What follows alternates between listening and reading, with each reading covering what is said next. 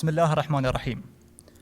Distinguished guests, ladies and gentlemen, on behalf of His Excellency Dr. Sultan Mohammed Al-Naimi, Director General of the Emirates Center for Strategic Studies and Research, we would like to welcome our guest today, His Excellency Ambassador Afdal Mahmoud, Ambassador of the Islamic Republic of Pakistan to the UAE. I am Abdurrahman Al-Haddadi, and I will be discussing with His Excellency the dividends of peace in Afghanistan for Pakistan and the Middle East, in an interactive session involving the audience. His Excellency has a long diplomatic career serving his nation. He was appointed Ambassador of Pakistan to the United Arab Emirates in January this year, after previously serving as Ambassador of Pakistan to Bahrain. He also has served as Consul General in Houston, United States, and Deputy High Commissioner of Pakistan in Bangladesh. Ambassador Mahmoud represented Pakistan at the United Nations Environment Programme and the United Nations Human Settlements Programme in Nairobi, Kenya. While serving as Deputy Permanent Representative from 2004 to 2007, he also previously served at Pakistan's mission in Canada and Indonesia. To provide some context for today's discussion, it is crucial to recall that Pakistan, Afghanistan, and Middle East nations are bound by geography, history, and religion. Developments in any of these countries impact the others. The American withdrawal from Afghanistan and the rise of Taliban present complex developments for Pakistan to address. In today's discussion, we will unpack some of the key questions to deeper understanding of the dynamics between Pakistan and Afghanistan. Before we get into our discussion, we will show a short video introducing the theme of our discussion today.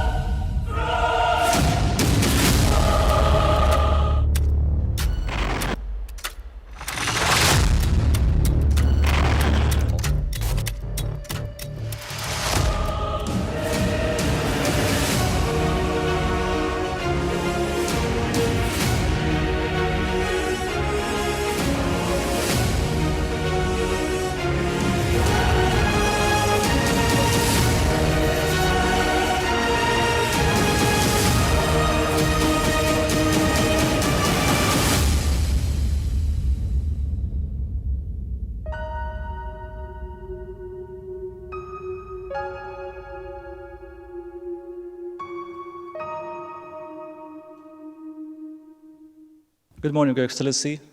And as people greet each other in Pakistan, we say, May Aapka Istiqbal Karta Ho. We are delighted to have you here today. I think this conversation today is coming at a very sophisticated time, at a doorstep from your country.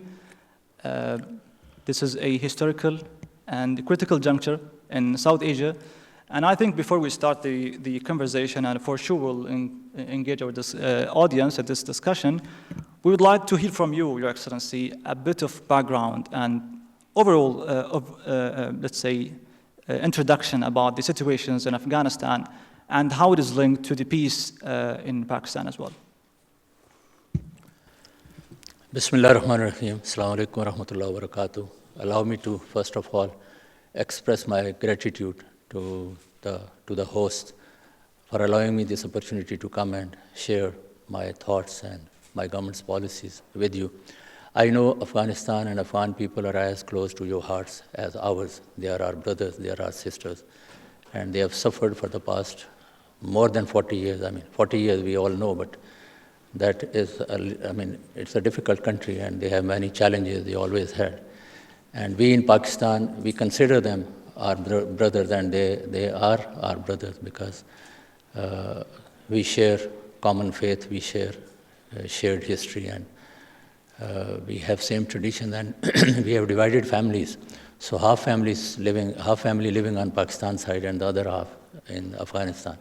So we always had, historically, we had very close bonds. And God forbid, whatever goes wrong in Afghanistan, that directly hurts us. And if there is something wrong with Pakistan or Pakistanis, Afghans feel the same way. None of the making of the people, the innocent people of Afghanistan, children, women, elderly people, that the wars were imposed on them. And probably no outside country can be as helpful as Pakistan has been when they were suffering. So we have about 4 million Afghan refugees in Pakistan. And usually we don't use this word, Afghan, just for the sake of understanding I'm using this word, but we consider them as our dignified, honored guests. So when they landed in Pakistan in 1979, and they have been coming at different stages. So they are not limited to the refugee camps. So they are living as a part of our families. They are spread all over Pakistan, and they are sharing economic activities with us, and that is how they are being treated. The conflict in Afghanistan, I mean, I can talk on this subject for hours, because the history of their sufferings and our cooperation with that country are so long. And we also suffered being next door neighbors. But I would try to limit myself to the current situation, or the risks which have been there and which are still there, and how we plan to handle them. You all know that Afghanistan is a landlocked country, and everything into Afghanistan goes through Pakistan. My brother right now was asking me here that there was some news that there is no transit between Pakistan and Afghanistan, and I said it cannot happen even for a couple of days, because if you stop transit, people will start starving and dying, because whatever goes into that country, that goes through Pakistan. So the rest of the world can say that we stay away or we cut our relationship with Afghanistan, but that has never been, and that is never an option for Pakistan. Being landlocked country and a brotherly country, they have a lot of rights upon us, so we can't afford to kind of block them, or they have to survive, and they have to survive with our help, support, and cooperation. So we have very limited options as compared to any other country, which may be even a neighboring country. A few things which are of concern to us, and we have been eager for peace in Afghanistan more than any other country, because number one, for peace and stability in the region, like we saw lawlessness in that country, and even in the recent past there were news, and there was authentic news, that some global terrorist organizations, they had set up their strongholds and they were enjoying safe havens in ungoverned Afghanistan. So that was a matter of concern for not only Pakistan, but all the neighbors of Afghanistan and people beyond, because we have invested a lot in countering terrorism. And Pakistan itself, we lost about 80,000 of our nationals, and over 150 billion economic losses during this counter-terrorism drive. So God forbid, if Afghanistan remains ungoverned and there is no peace in that country, there is no central control over the country, then these terrorist organizations coming and establishing their stronghold. So that is a concern of Pakistan, and that is a concern of the Middle East. So all of us, including UAE, Bahrain, Saudi Arabia, Gulf region, and all other Arab countries, we are all concerned that the extremism, terrorism should not find safe havens in Pakistan. So that is the first dividend coming from peace, that if we see peace in Afghanistan, we would get rid of this kind of organizations and groups who can be of great difficulty, who can create difficulties for all of us. And second, our focus is from geopolitics, our focus is on geoeconomics. So very strongly believe that we have to progress together. So unfortunately, you know the history of Pakistan for the past over 70 years. There was aggression imposed upon us, and we went through very difficult times. So we faced wars, direct and indirect. And our region is remain backward because of that kind of adventures and hostilities. So we have to learn a lesson that we remain backward in the region, in the community of nations, in the global system, and we have to be conscious about progressing together, and we have to fight against hunger, backwardness, poverty in our region. And Pakistan has the advantage of located at a place where we not only connect countries, we connect regions, and we connect huge populations, 130 million plus China, 120 million India, Pakistan itself about 220 million people, and Central Asia, Afghanistan, and through Afghanistan we already have connectivity with Europe. So we have rail and road link with Europe through Iran and Turkey. So with that in mind, that we can be helpful in development of our region, so we have focused our attention on connectivity.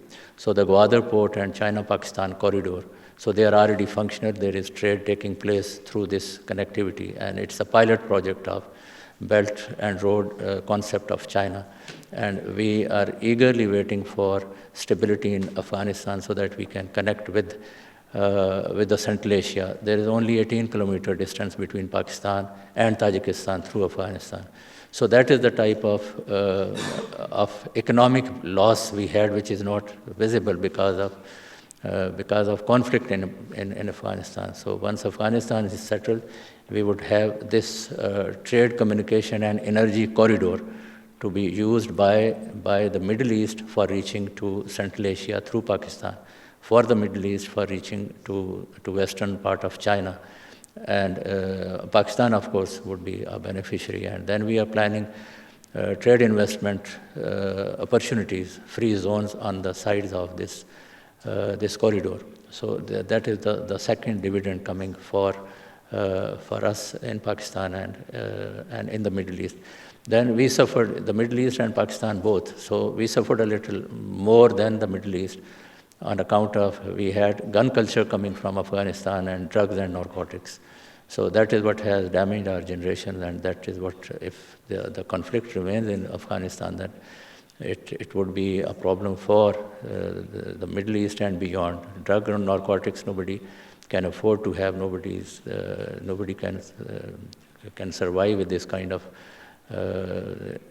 menace. So that is what is in our view, that through peace in Afghanistan we would be able to overcome these difficulties. And we are really looking forward to a peaceful Afghanistan, which you don't have to manage, which doesn't need your support, which is a facilitator of trade, economic activity between regions. And Pakistan has a very important role for being a brotherly country to Afghanistan, to the Middle East, and then facilitator of economic activity, and a symbol of moderation and working towards well-being of our people rather than be a part of conflict or suffering from a conflict. I'll stop here. I think it would be more useful if there are any question or there's any discussion. Thank you. Thank you, Excellency, for this vivid overview. And you've touched upon a critical point, which is the stability and peace in Afghanistan. Yeah. I think one of the most debated issues now internationally is the recognition of Taliban, the government of Taliban. Prime Minister Imran Khan repeatedly, in many occasions, called the leadership of Taliban to have an inclusive government, so they can at least to push them to reach a level where they get international recognition. So how really you are concerned about the issue of Taliban's getting recognition, and what could be the consequences if this recognition didn't came at a soon time? Thank you very much.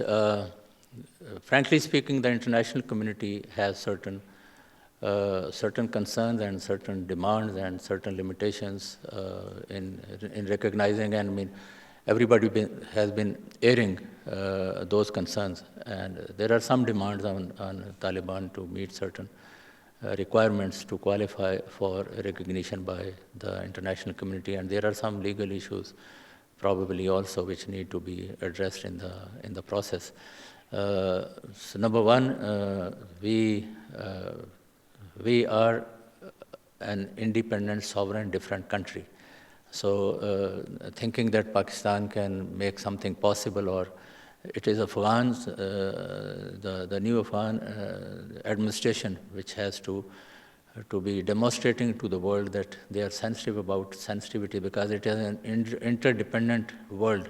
So no country can survive in isolation.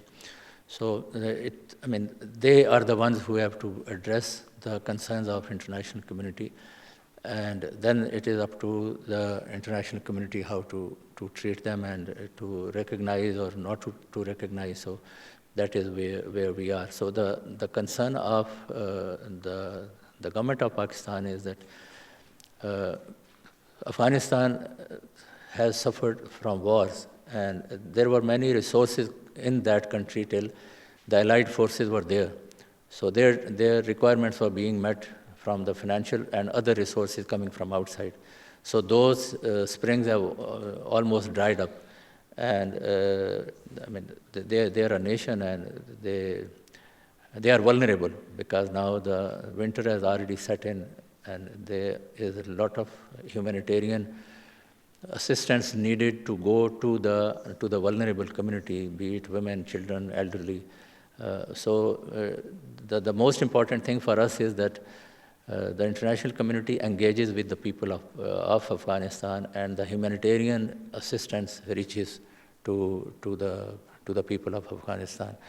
And like you mentioned about the Prime Minister of Pakistan, one can only suggest as a neighbor, as a friend, as a stakeholder in peace, that there is a certain direction in which one moving into that could benefit everyone, the whole international community. So that is where we are. Clear, Ambassador. Allow me just to go back to the August from this year when the evacuation process started in Afghanistan. And I recall the images of thousands and thousands of Afghanis who were leaving the country, and many of them were educated, many of them are, I would say, professionals. So it's like a brain drain phenomena. Add to that 70% of the Afghani government budget are coming from the foreign aid. Yeah. So I can see here that there is two challenges. One is the lack of human capital, and the second is the lack of financial resources. So in light of all these challenges, how capable, based on your analysis, Ambassador, is the government of Taliban would be able to govern the state affairs? I think if I ask the same question to you, because they are people in their own country, and now they are administering that country. So I would be as good or bad judge on that as you are. So I think they have to demonstrate to the world that they are capable of, and they will be able to handle and manage things. And if they do that, they would be successful. They will be able to steer their people through this difficult situation. And if they don't understand, then of course the repercussions would be there. And that is what is your and my concern is, and that is what our topic of today's discussion is, that peace in Afghanistan has dividends for all of us.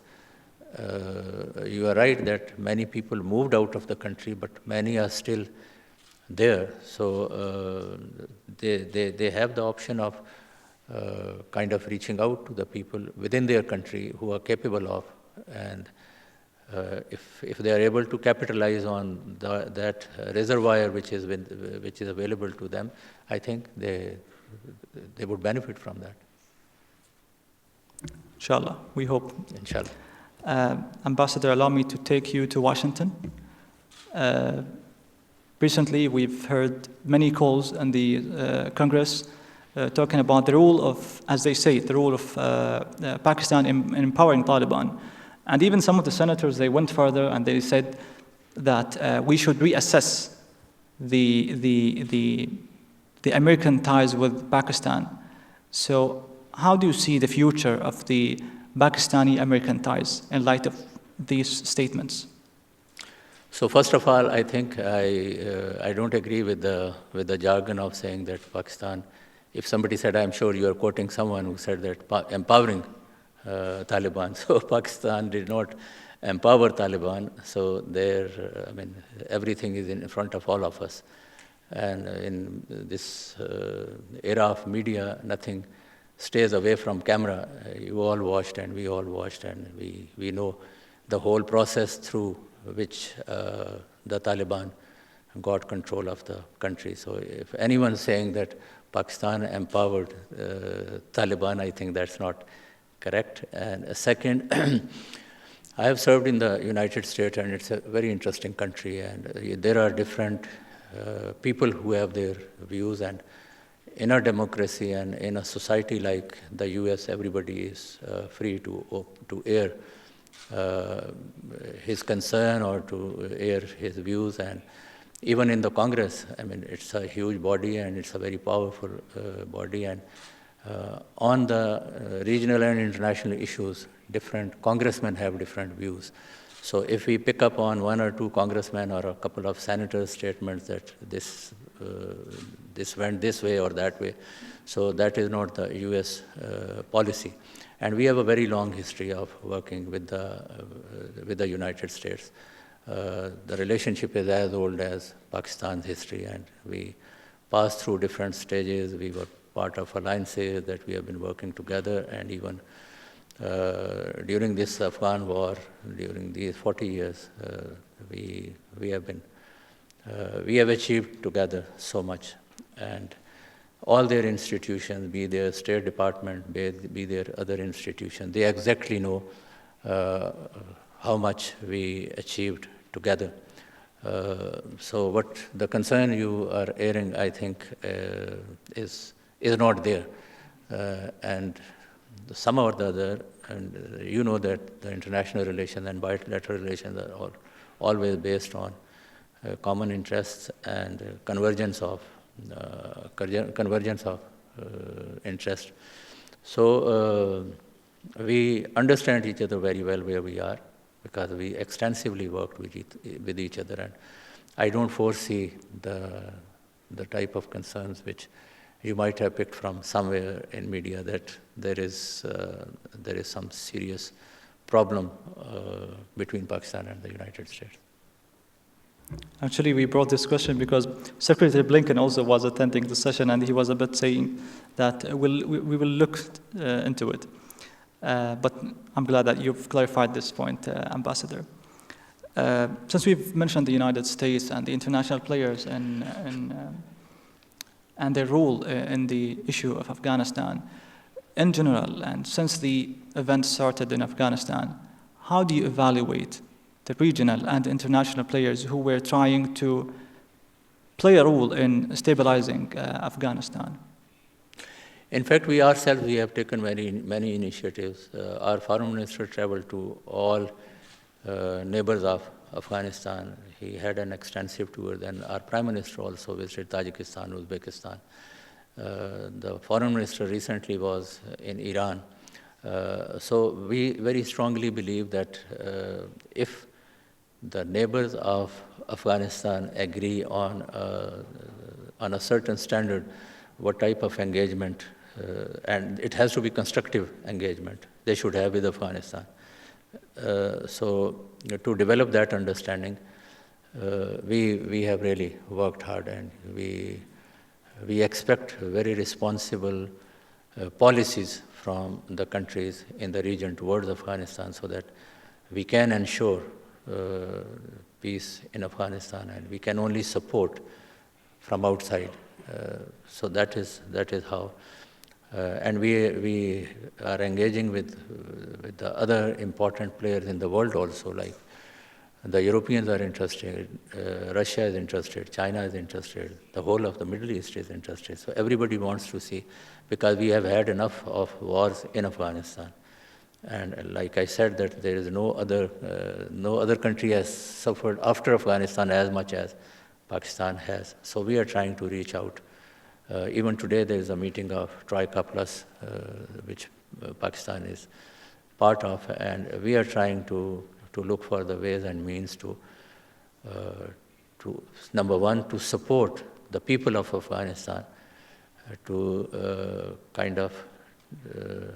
to stay safe during extreme harsh winter, so that they have enough to eat and they have they stay safe during this period. And we are working, and we are ready to work with all stakeholders to facilitate Afghans to find a better future for themselves. Thank you, Your Excellency. As we promised, we want to make this session interactive, and we will open up the floor for our audience to engage with our guest today. We're honored today to have an elite of audience. All of them are intellectuals, professionals, practitioners, and we are eager to hear their engagement with you, Your Excellency. So now we'll open up the door for the audience to say comment, questions, feedback. يمكنكم أيضا المشاركة باللغة العربية، وهناك أيضا أجهزة ترجمة. تفضل.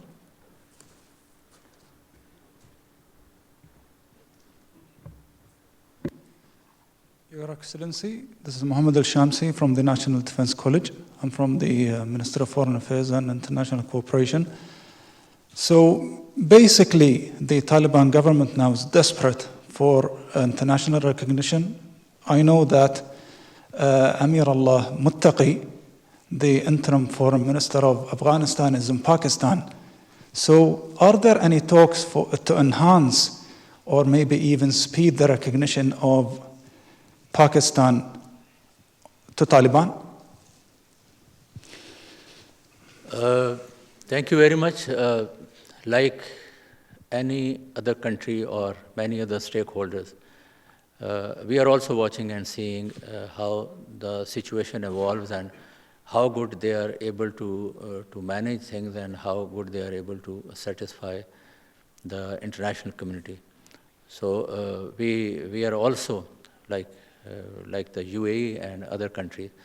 We are watching and seeing, and of course, I mean, we have all communication links open with them, and I mean, this is 21st century, and they are watching the world, and they are listening to the concerns of the people.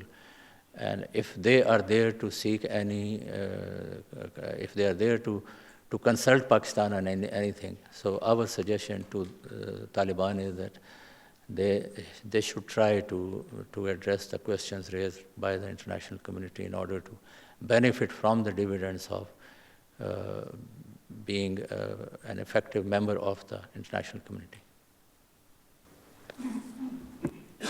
Assalamu alaikum. Thank you, Your Excellency, for the insightful presentations.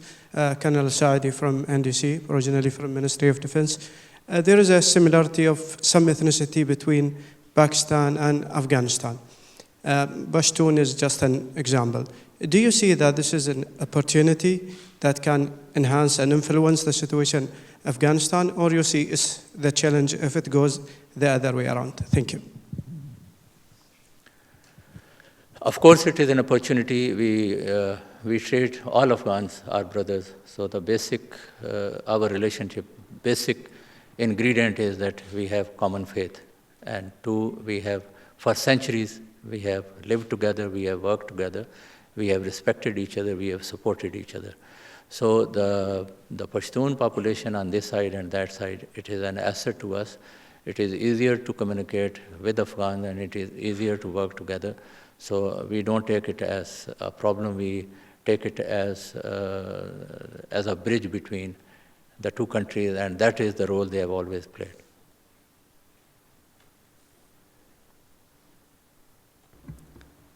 Sir.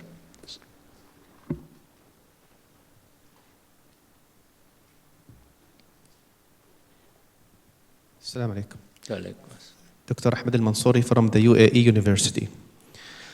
Taliban in 2001, in which they were leading a failure state, then the US war ended their regime.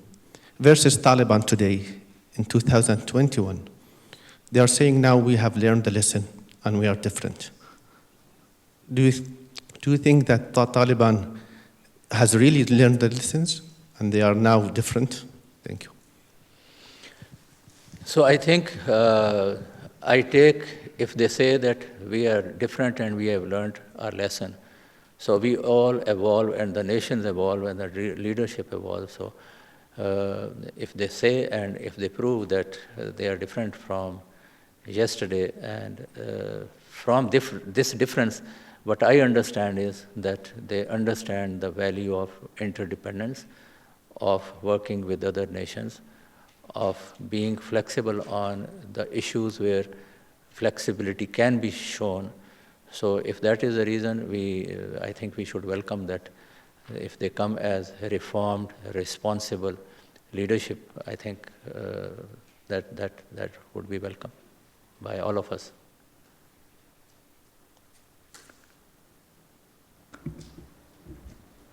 The gentleman over there, please.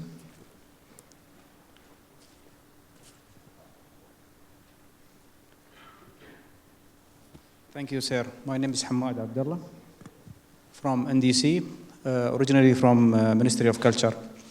Sir, how do you see the relation between Afghanistan and PA in playing the role between the desire of Europe and Russia and interest in Afghanistan? What can be the role of Pakistan? The role of Pakistan in relation between? Yeah, you've mentioned that there is an interest of European and Russia in Afghanistan. What can be the role of Pakistan? I mean, okay, thank you. So first of all, like I said, we want to be facilitator of peace wherever it is possible. And we have, over the history of 70 years, we have been very close partners of European Union member countries, the whole of Europe. We have worked together in so many areas, and we being a democracy have been close to them, and we have many commonalities. And like the UK, we are a former British colony, so we have many channels of communication with them. And lately, Pakistan-Russia relations have seen a new boom. So we are cooperating a lot with each other in different areas and regions. So here, we would be happy, like even in today's meeting, the Russian delegation is also there. So Russia, China, Pakistan, US, Afghanistan. So this meeting is taking place today. So we are facilitators of, like I said, peace, economic activity, prosperity, not only Afghanistan, any other country of the region. So we would be happy to be connecting all stakeholders in the region and to be helping them to understand each other and to have common stakes and to achieve the common goal of peace and prosperity. Thanks, Ambassador. Let's take someone from the last row. Yes, the gentleman, yeah. Sir, please.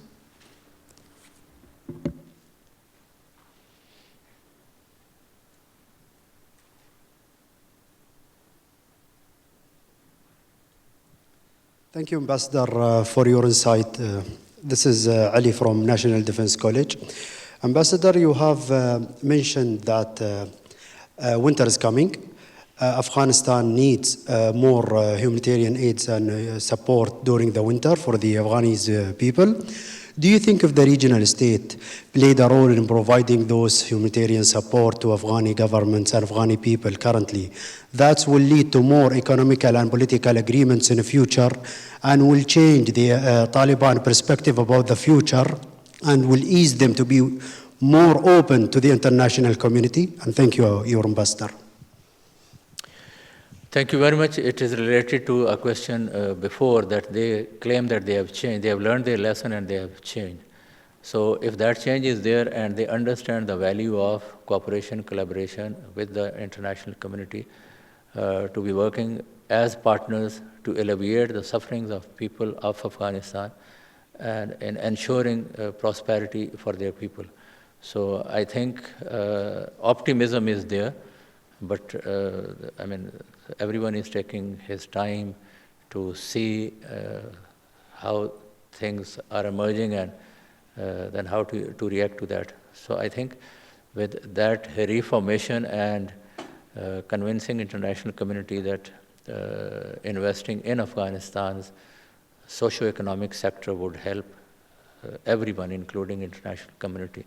So that would be helpful, and that is the message, I think, going to them from the whole world, that if you show the will of working with the international community, your people and your country benefits from that. Thanks, Ambassador.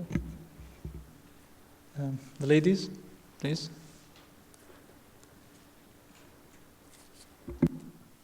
Thank you, Your Excellency. My name is Najla from NDC College. I just want to ask a question. The humanitarian situation is escalating, and people are moving towards the borders. How is Pakistan trying to stop the infiltration of military personnel within those refugees? And how are you handling the situation? Thank you. Could you repeat the question again, please? There is a possibility that within the movement of refugees, there will be infiltration with people will come to Pakistan that they are not actually civilian background, and they have maybe other objectives to disrupt security, let's say, inside Pakistan. Is it a possibility? Are you looking into it? Thank you. Infiltration of people from Afghanistan? Okay. So,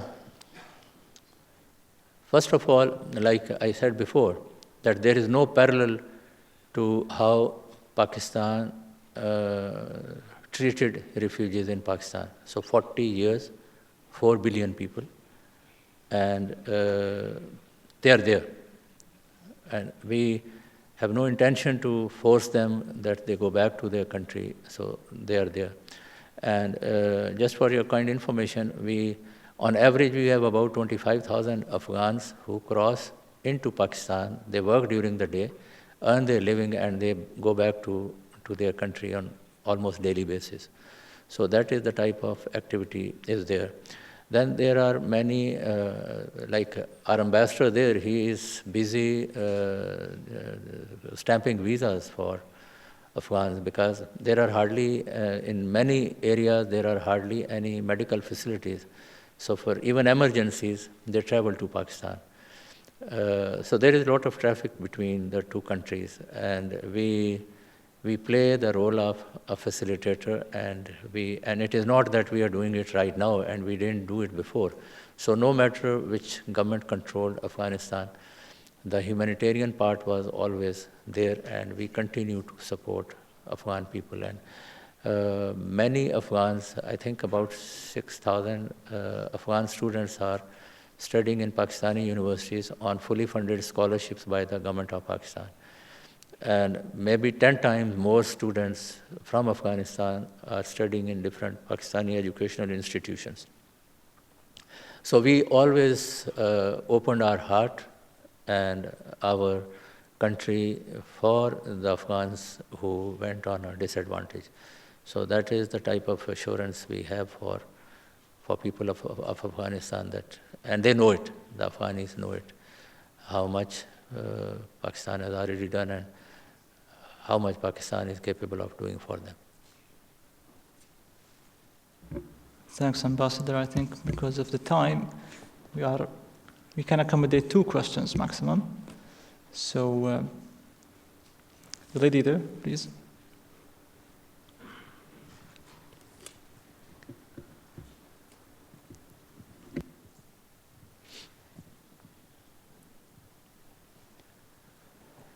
Mr. Ambassador.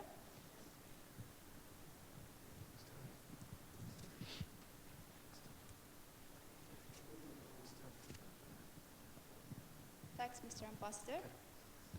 My name is Fatma Zioudi from ECSSR. So in light of the dialogue between the Pakistani government with, let's say, some factions of Pakistani Taliban, would the cooperation between Pakistani government and the Taliban government in Afghanistan lead to some, let's say, positive results that would reflect on the internal situation in Pakistan? And thank you. Thank you very much. I think, I mean, it is a little, the question is a little deviation from our topic, but I would definitely address this. So there were some people in Afghanistan at some stage, they kind of developed some ideology of having a governance system of their choice. And then they, I mean, we are a democracy, and we allow freedom of speech and freedom of expression and freedom of aspiration. So it can be done on every possible forum. And we have a very, I mean, a ruthlessly vibrant media. So all these options are open, but they, somehow or the other, they chose the other way of doing it, and they got involved in some activities which were not right. And then the state had to deal with them the way the state should have. And then they escaped to, until the time they find kind of safe places in Afghanistan. They were comfortable, and then they were used by some adversaries of Pakistan against the state of Pakistan and against the people of Pakistan. And you rightly said that there is some communication going on between them and the state of Pakistan, the government of Pakistan.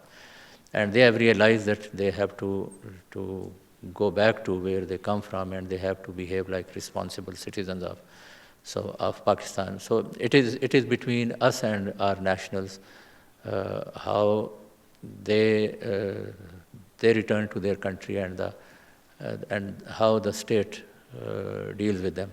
So we are discussing with them on how to kind of go back where we started from.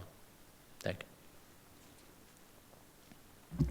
Excellency, I see many hands, so I think we will squeeze ourselves also to another three questions maybe. Sir, please.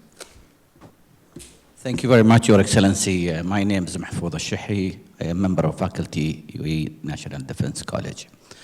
Sir, the stability, peace, and prosperity in Afghanistan is important for us because it will have negative fallouts for the region, God forbid, if things go in the wrong way. And there are several factors, sir. There is one which is domestic nature.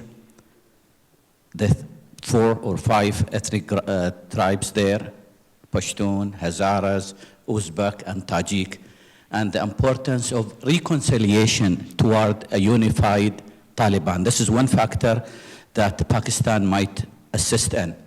The other of a regional and international context, which is great power competition between United States of America and its allies and China on the other side, where you see India aligned with the United States, Pakistan clearly because of what's happened after the Cold War, aligned with the United States, and those two things will affect Afghanistan by the long run. How do you see, sir, Pakistan, how it can assist mitigating all the potential risks out of the international and regional context, and also how to help in the domestic context? I'm sorry that it has 2 sections. No, I'm really pleased to listen to this question, and I was waiting for some time that we will have this type of question, and I'm really grateful that it brings clarity to the minds of many of us. So number one, we ourselves, we are a multi-ethnic, multicultural, multilinguistic, so many country. So you meet people in the northern areas of Pakistan, looking at them, you would think they are Chinese, but they are not Chinese, they are Pakistani.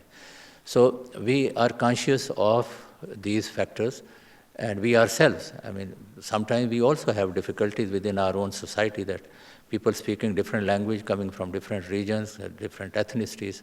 So we have to take everybody along, and we have experience of doing that. We are conscious about this, and like I said, that the Pakistani leadership, the foreign minister, has gone to each and every neighbor of Afghanistan, including Turkey. They are not immediate neighbors, but they do have some ethnic and historic links with the Afghan people. And we have been sensitizing all of them. And when we, I think the day Taliban took over, it was 15th of August. So 3 days before, a 6-member delegation comprising all these ethnicities, the smaller groups, minority, they came to Pakistan, and on 15th of August, they all were in Pakistan. And they were discussing these issues, because they were foreseeing what was written on the wall, that things were changing rapidly, and they would have to kind of reconcile with these new realities. So we are in close contact with them, the stakeholders, the ethnic minorities within Afghanistan, because we worked together in 1990s when everybody else left and we were left high and dry, and there was infights within the Afghan faction. So that is, I mean, three important things in your first question. That number one, we are engaged with the ethnic minorities in Afghanistan. 2, we are in close coordination and consultation with all neighbors, including Turkey, Iran, and we didn't show any kind of hurry in taking any major decision before taking everybody on board, that we all should be together to facilitate this peace process. And the second part of your question is about the larger powers' role in the region and the dynamics. So India factor, like I said, that we don't have any problem with India. So the problem only comes when the thinking that squeeze this country, make it a sandwich, that the eastern border of Pakistan is already unsafe, and you make the western border also challenging. So if that role is not there, we don't have problem. I mean, if they stay where they are, then we don't have any issue with them. We try to be a responsible state, so we have every intention to work closely with the US. We have been working. They have interest in our region, and we have interest with them because we have been partners in peace and in so many activities. So rediscovery of India by the US, it does not bother us till it is not, nothing goes against Pakistan's interest. So if the US and India are working together and they are working to contribute to peace and stability, prosperity of our region, what else we need? So we have no problem with that. About US-China relations, we have, I mean, if you look at history of Pakistan, we have always been facilitators. I mean, the branding which international media gave us during the last few years of Afghan war is different. But, I mean, responsibly looking at history, Pakistan was the one who made match between China and the US. So the US president in, I think it was 1971, if I'm correct. I exactly do not remember the year, but the US president flew to Beijing via Pakistan in Pakistan International Airlines flight. So that is where the friendship and diplomatic ties between the US and China started. So we are ready to play the same role in de-escalation of tensions, if there are any. I mean, you are reading, watching, we are also seeing that there are some statements coming here and there. Number one, they are large countries, they are powerful countries, there may be some rhetoric, but they understand that by going by confrontation, they lose, they don't gain. And sometimes, I mean, different countries give different statements to draw maximum advantage out of bilateral relation or to add to their international profile. So, I mean, that is how I read it. And I do not think that we would be put into a challenge where you have to choose either or. So we are friends of, we are a responsible country, we are friends of everyone, and we want to be friends of everyone. And finally, from this platform, our invitation to even India, that we have had enough of confrontation. The Pakistani leadership has demonstrated through different initiatives that we want peace and prosperity for our people. So let's sit together. We do have differences, we do have disputes, we have challenging issues which need to be resolved. And the only way of addressing those issues is through peaceful negotiations. By confrontation, you reach nowhere. And if we care for our people, we have to be very responsible and we have to work towards peace. Ambassador, I think the topic is exciting, and I still see a lot of hands, but unfortunately, we are almost reached the end of this session. Okay. I think throughout this discussion today, we've discussed a lot of issues. We've touched upon the role of the international players in Afghanistan and how significant Pakistan's role in stabilizing Afghanistan. We've also talked about the challenges that face Taliban's rule and a variety of related issues. So with that, Your Excellency, I highly appreciate your engagement with the audience, and also I would like to thank the audience for their active engagement, honestly. So with that, and at the end of today's discussion, on behalf of His Excellency Dr. Sultan Mohammed Al-Naimi, we would like to once again thank Ambassador Afdal Mahmoud, as well as the members of our audience for their participation. Thank you, everyone, and hope to see you again, inshallah. Thank you very much. Thank you so much, Ambassador. Thank you.